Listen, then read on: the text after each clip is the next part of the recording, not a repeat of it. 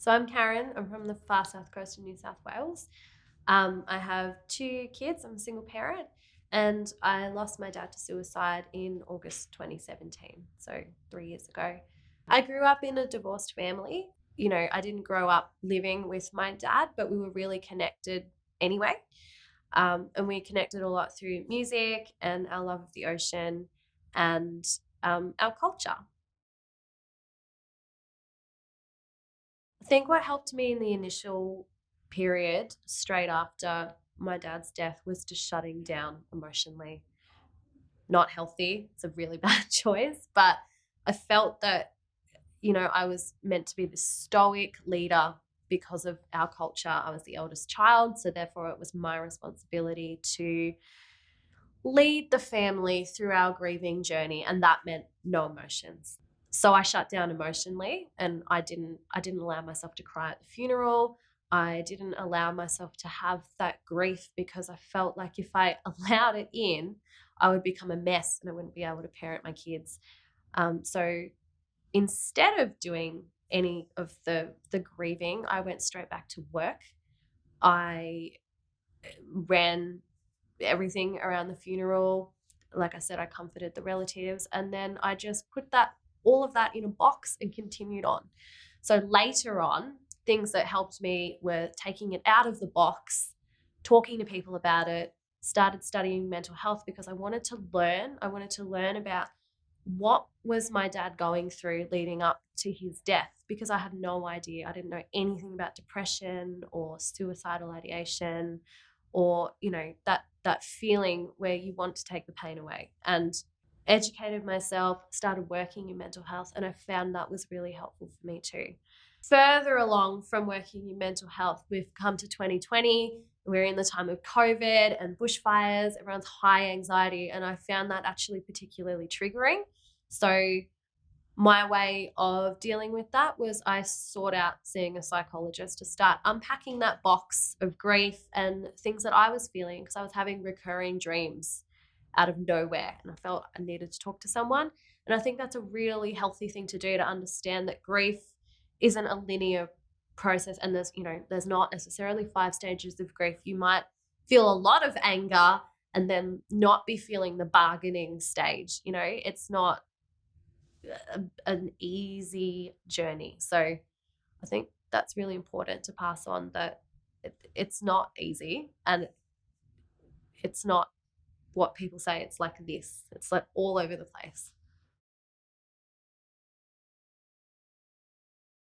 To someone who's right in the thick of it now, I think the main thing that I'd want to say to them is, this is not your fault. I feel like I needed someone to pull me aside when my dad died and said, Karen, this is not your fault. You can stop. You can just be a mess on the floor, and we've got this, and that's okay. So to someone who's going through it right now, I would say just take some time. Just stop. Life will continue around you, but you need to allow yourself to acknowledge the fact that this person is gone. It's not your fault, and you need rest.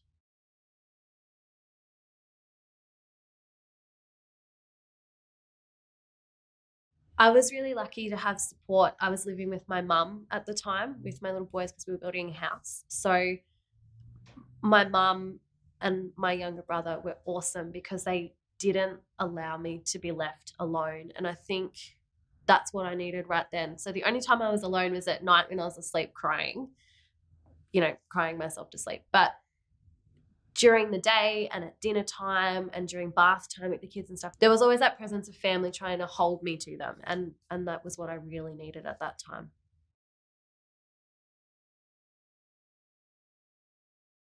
One of the helpful things that people did after my dad died was I had friends making me meals, calling me, because I shut down, but they knew that obviously I was grieving in my own way. So people would just, instead of saying, is there anything you need, or I'm thinking of you, they would just do it. And I think that's really important for people when they're supporting someone who is bereaved, that you don't just trust them when they say, no, I'm fine, I don't need anything.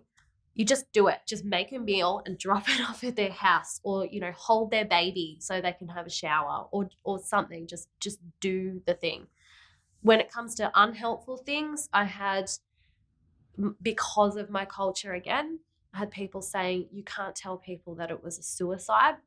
Don't tell people. We don't, what will people think? And I was horrified at that time. I was like, if I can't talk about it, this is a normal thing. Like, this is happening in our society, and we need to be able to talk about it. I found that really, really upsetting, being told you can't acknowledge it was a suicide. And I think that takes away the dignity of my dad's choice and his death if you can't say it out loud.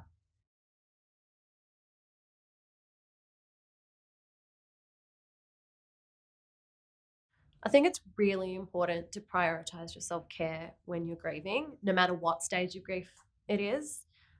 People seem to think that self-care is, wine and chocolate and a bubble bath, but it's not. It's a very complex thing. And I actually have like a self-care wheel on my wall, and in it, it's got, physical things I can do, emotional things I can do. So I make sure, for me, like, I exercise regularly, I get a good sleep, I socialize with people, because I find that if I don't, and it's not just work social, like I have to reach out to friends and hang out with them, I get really low, because humans are social creatures.